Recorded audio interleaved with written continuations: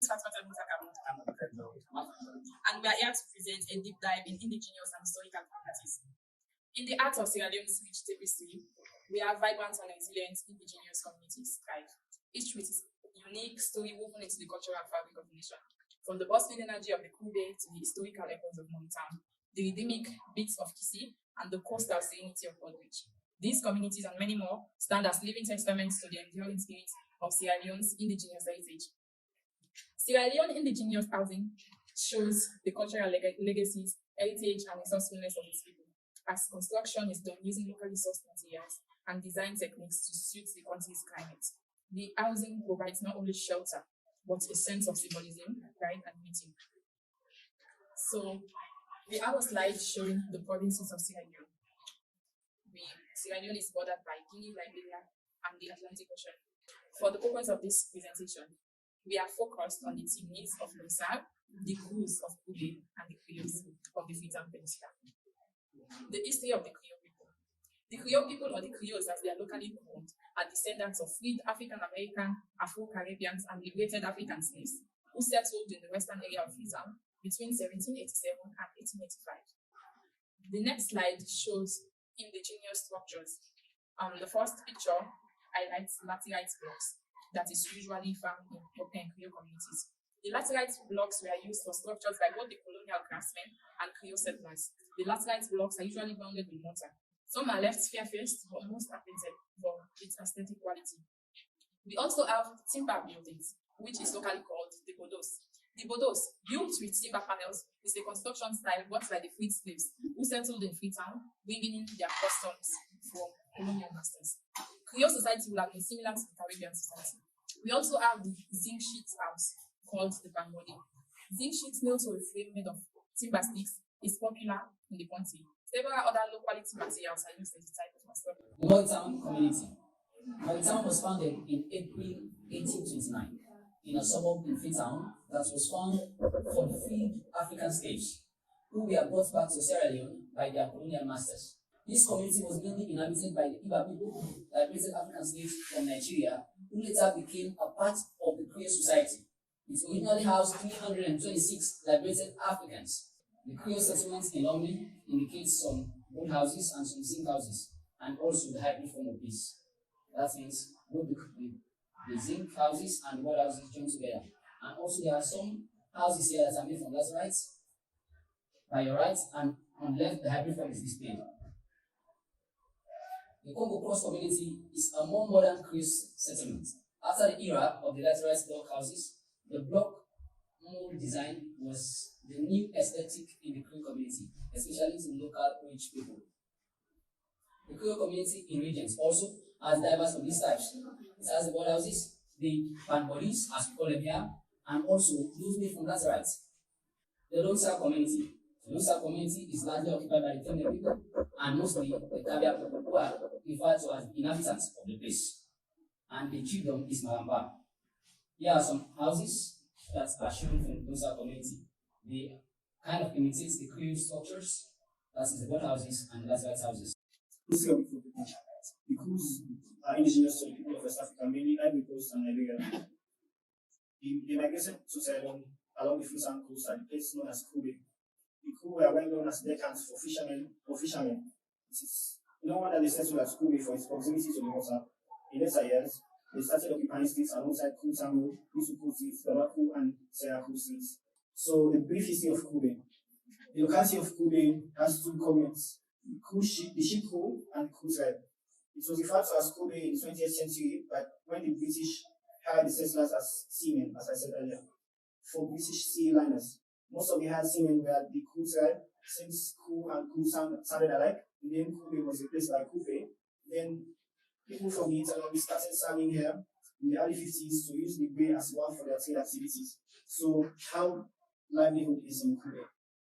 So one thing I'd like to highlight is the importance of this river in the livelihood of the people. So some of the main trades in this community are horse making, without making, and the elements used for making it are soda cans, which are mostly fetched from the river. Because you can see from this map here, the river comes all the way from New England, which is like at the center of the city, Freetown, and then ends up in the Atlantic Ocean. So all of these debris are collected and then empty into this river, which empties into the Atlantic Ocean. So they collect most of these things, also plastic bottles, which they could recycle and use for other purposes. And on the next slide, you can see a brief layers of how life is in the community. You can see, like, after school, the children play hand tennis in the school compound. This the second picture is a picture of the walkway or path in the community. Cooking being done on the landing, stair landing, which shows that they have no place for cooking and all that. So on the other slide, you can see food being prepared for evenings. So I guess this is just to give you an insight of how the Kube community functions. But one thing I'd like to mention is the people there do not really have a choice. That's why they're there. Because according to some of the incidents we spoke to, they said that the only reason they're there is because they do not have another place to go. And we also asked them if they could prefer improving the community or relocating them. Almost all of them said improving the community would be better for them. So this is just to give you guys an insight of how the community operates and how it relates to religion assessment in 2025. Thank you so much, Fatmata Abdulkarim and Alfa. It was super interesting to see your presentation and learn the history of Creole people. And also, I think it's very special that the pictures that we have are from you guys and you were able to go and experience it firsthand, because our presentation is going to be more about maybe historic cultures and typologies that are going extinct now. Maybe Chen can tell you a bit more about our presentation and what we're gonna focus on. Hi, this is Yichen. We have divided them into two categories, which is the permanent structure and temporary structure. I'll start with the permanent housing structure. First one is the Tibo village in Burkina Faso, which we have studied because of its fractal circular arrangement in their architecture and use the fractal system to create the interconnect family dwellings. In addition, the fractal architecture creates the family and the community courtyard, which both provide the communal space and an intimate space for themselves. The second one is the Dogon culture. The study of their fractal architecture was based on their beliefs and human anatomical relationships. For example, they built a house with 10 columns in front of the house to represent fingers from human body. And not only for that, they also create their community space based on human bodies, and each different part of human body represent a different function of the rooms. The next one is the native Berbers in Tucina. Their style of architecture is an underground structure. Underground tunnels connected each rooms and buildings, and the rooms are facing inwards toward the courtyard. One important feature of them is they carve furniture out of the earth and make them as furniture but also as part of their architectures. Also, with their underground structure, they can isolate from heat and cold temperatures. The Chashisu structure tells us how Japanese people respect their tea culture. We have studied their materials and transparency of the communal space, which also provide a view of nature and provide privacy for them to experience in the tea culture. The Toraha house was constructed only by the wood.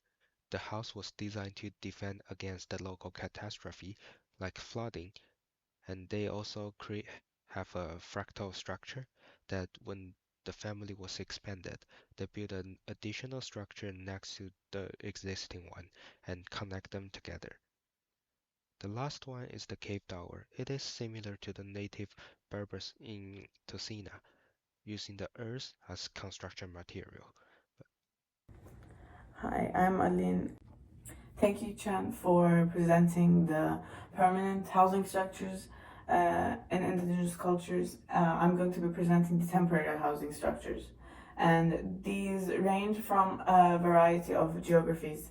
So to start off with the wigwams, the curved surface, as you can see, it resembles a barrel shape, and that is supposed to create an ideal shelter for different kinds of weather. And they are made with arched poles, and then draped on top is the roofing material, which is usually some sort of bark. And the difference of the structure depends on where it is and the cultural history of the locals and the availability of materials. So a common pattern that we're going to see is everybody uses what they have in their geography and their climate. So the second is the teepees. The teepee shape came from structural spiritual meaning. So this is parallel to what our friends at Fourah Bay College were saying. It wasn't just shapes and materials. It had deeper meaning for people. It had spiritual, cultural meaning. And for the teepees, the directionality of the poles creates symbolism, and how many poles they use resemble different tribes, or each symbolize a different attribute that they thought was sacred. Usually it has a cone shape, and there is leather and hide draped onto it.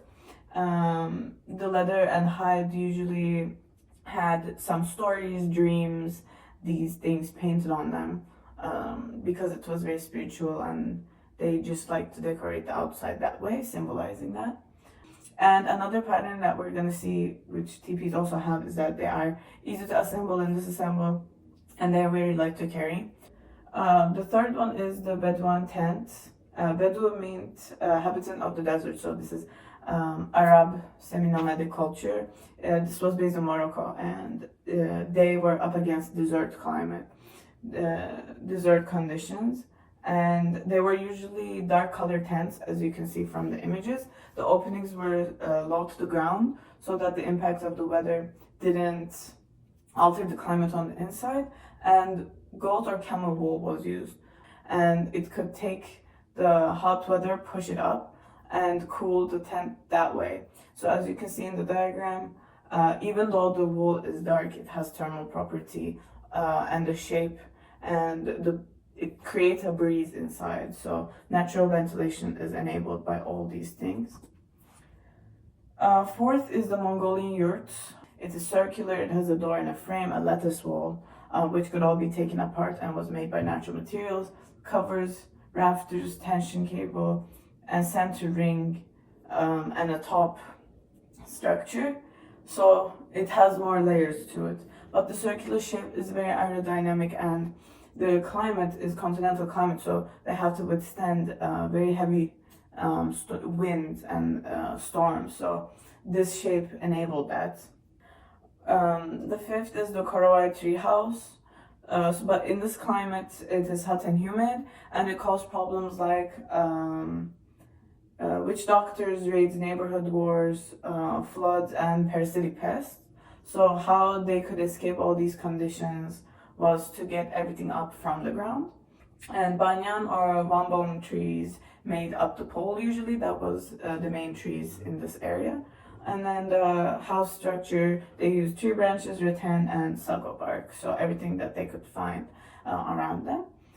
When it comes to the indigenous population Amazon, there is a big indigenous population Amazon. They have not categorized them in a single population. There's 1.6 million people. Some people are known, some people are not known. So it's just the indigenous population Amazon. So there are multiple tribes. We are not just talking about one, but even if it is different, they show the same patterns once again because of the climate that they're in. Obviously, Amazon rainforest. The houses are close to water bodies or deep in the forest, which is still humid and moist. So the common factors for all of these are straw roof, so that it can get the water down and draw moisture away from the house. Usually circle or rectangular typologies, and raised platforms, because dealing with mold, just get it up there and they could avoid the whole mold or wet situation. So this is the indigenous population in the Amazon. And this last slide concludes our presentation when it comes to a deep dive in indigenous cultures. Thank you so much for listening. Thank you so much to our friends at Fourah Bay College. It was very interesting to compare and contrast these typologies that we have presented and to see what you have presented. I think it is very special that we can share the knowledge and see what inspired each other and just learn from history and everyone. Thank you.